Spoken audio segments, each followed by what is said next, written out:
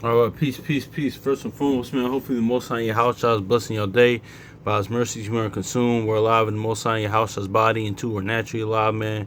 And yeah, man, we're gonna go over some other stuff today. Some stuff today. Just want to kind of give a, because I actually seen Lord's will tonight. I'm gonna see it again.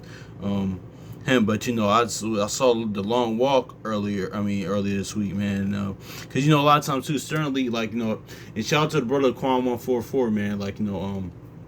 Cause and also too, a lot of y'all brothers and sisters as well, especially more when I first got in the word. Now, like even before I got in the word, but now, when I got in the word, I'm pretty sure with y'all brothers and sisters as well, y'all can attest this as well. The fact that no snap, it's like, but just watching and listening to things with spiritual eyes and ears, because I recently saw the long walk on Tuesday, man. And usually, what we hear, we kind of find the takeaway scripture, honestly. And for me, and I was having this conversation with somebody too, then that's part of looking, that's what anything, man. That's actually acknowledging the Most High house child in all our ways, looking at them in every aspect of our life. But let's get this Proverbs 3 real quick.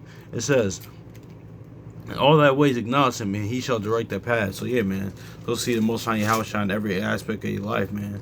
So because they are life, but for me, with the long walk, honestly, scripture really the theme of it that stuck out to me was honestly Proverbs 4:27, 4:25, when it says keep Proverbs 4 on 25 on down, really, 25 on down, honestly. But it says, let thine eyes look, this Proverbs 4:25, let thine eyes look right on, and let thine eyelids look straight before thee. Ponder the path of thy feet, and thy ways be established.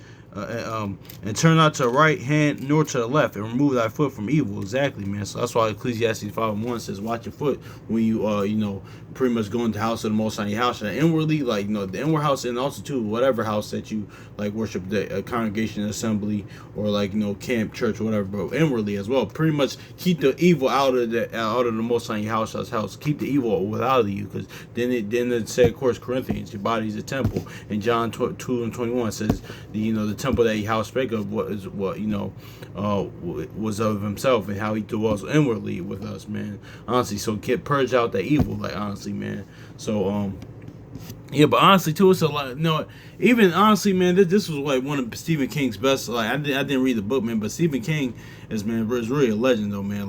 He's been decades and decades, man, still going. His books and movies, adaptations, man. Honestly, man. Because I think honestly, me personally, even though this is something for another on the other channel. I talked on my other channel, Descend of my channel, about this, where we kind of talk about movies and TV, and other things on there. But Stephen King, when y'all see cinematic universes, or what's that called? Universes on things. Stephen King is a progenitor of that. He started that with his Dark Tower series. Honestly, with things like the MCU and Star Wars, that, I think, yeah, that's really as far as that, everything parallel to one another, whole universes, and that's what now movies and TVs are doing now. Stephen King started that with his Dark Tower series. How every book and that he does, or every story that he does, connects some way to somehow to one another. Honestly, in the sense, not saying like this, but it's kind of like the wording aspect too, because this isn't don't we talk about here that a lot of times on here, how the word flows together, man. How all this, the whole word is about the Most High house, man. That's what the importance of the witness, the testimony, the gospel, man, the new covenant, man, because how the Most High house comes in volume of the book. That's in a sense. That's why we always say it's like the movie or TV show or video game things, and it's kind of like that. Everything connects to one another. So, but yeah, man. But going back to the point, man. This is one of Stephen King's best movies, man. Because think about it, that stuff is going to happen too, man. Like things like army drafts and the How Did Jacob Trouble, what we seen in that movie, stuff like that's going to happen, man. Like and let's think of how even also to another scripture that came in mind with this. It was read that Romans 8:35, like nothing stop you, like for the love of the Most High your house child, or your purpose, man, and keep your eyes lit forward. But even with that, man, like think about even that, like if you meditate on that, just to walk, because in the movie they had to walk a certain pace, and or they let's end up or they stop to get killed. Like just think about how this is just constantly walk and walk and walk. Like that's just wow, man, that's just really just no breaks, no food, no anything, man. Walking for days, but that's neither here nor there. But also too, those are little spoilers. Those that didn't see the movie, man. There's if y'all do see a movie, this, how Hollywood and stuff like that, they throw those slick things in there, of course, about the word, honestly, because the elder brothers about from HOI said one time, it was a point in time, which I believe I had to do more research on them, but it says it was a point in time in Hollywood that directors and stuff like that and people in there, they had to know the Bible to a degree, man, because there's a scene and it's been done all throughout the history of movies, man, especially anyway, they put little biblical messages in there very overtly or subconscious,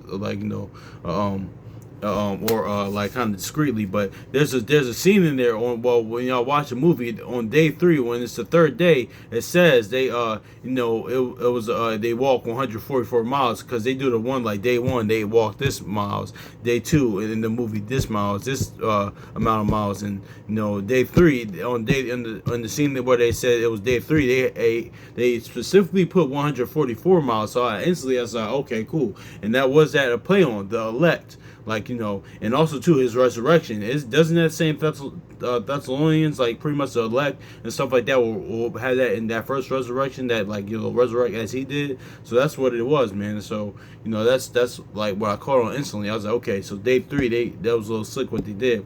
They had 144, and we know Revelation 7 verse 4 on down goes into the elect, the 144,000, and they had it on the day 3, and that's Yahushua's resurrection, man. So pretty much that's is what it is. And also too, at the end of the day, there's a Jake in the movie. He was in the last Alien movie as well. I'm forgetting his name, but they had him. He pretty much makes it at the end, pretty much, and his name is Pete, honestly. So Peter, honestly. So they had him make it towards the end. So pretty much, and even throughout the whole thing, right? Even his character throughout the whole, throughout the whole movie, he has a sense of he has a spirit of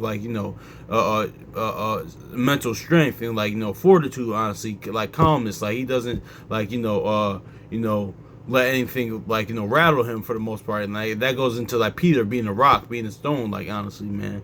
So they had a character named Pete, and and he made it to the end. So that's why because at first I thought the Edomite, the other guy, he was gonna make it to the end, but no, it was it was it's crazy because in the movie, right, he has the guy, I forgot the name, he was kind of the main character, because because the guys, the army, the people that the military general that had the whole long wall constructed, he killed his father.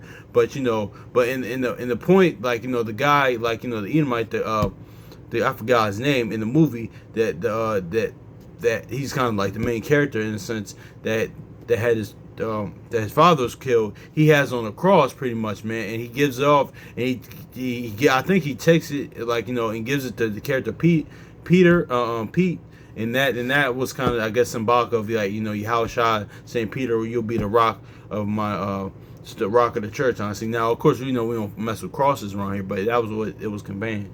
So yeah, man, that's just what it is. I'll probably have to see it again, to go into what more of the themes and really messages in it, honestly, man, because in the